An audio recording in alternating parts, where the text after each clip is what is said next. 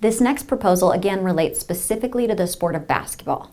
But this proposal is focused on junior varsity basketball competition, or on your campus it might be referred to as developmental or reserve competition.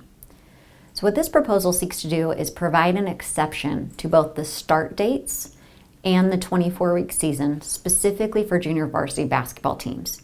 Because there's an acknowledgement here from the sponsors that in some cases, junior varsity basketball play works best for the campuses or the conference if rather than being stacked on top of the same typical varsity season, it's actually staggered. And so it works best for the school or the conference if it's allowed to be held earlier in the calendar. But that causes problems in a sport like basketball for our start dates in our 24-week season.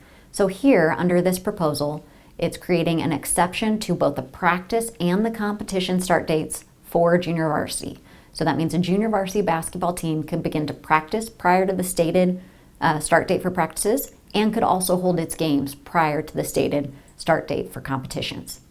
It would also provide an exception to the 24-week season for the junior varsity team. So if your varsity team is held to the 24-week season, the junior varsity play or practice, much of that likely would still occur within the 24-week season, but it would allow more flexibility for the junior varsity team to start earlier. Now, if that were to occur, keep in mind a frequency of play limits, like maximum game limits, would still account for both the team itself and any individual student athlete. The other piece here is a recognition that you do have situations where student athletes start on the junior varsity team, but then move to the varsity team for any number of reasons. And so the sponsors here want to permit that, but also provide some restrictions on how that can occur. So what is written in the proposal says that any student athlete who operates under this exception, meaning they start to play on the junior varsity team or practice on the junior varsity team prior to any of those start dates, that student athlete would be permitted to move up to the varsity team, but not until after the end of that fall term and basically the start of their next term of attendance.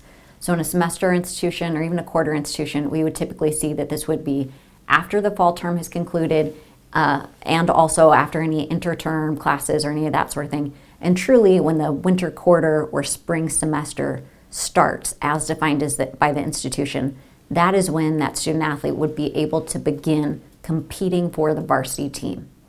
Any competition from that student on the varsity team prior to that date would be deemed as a violation.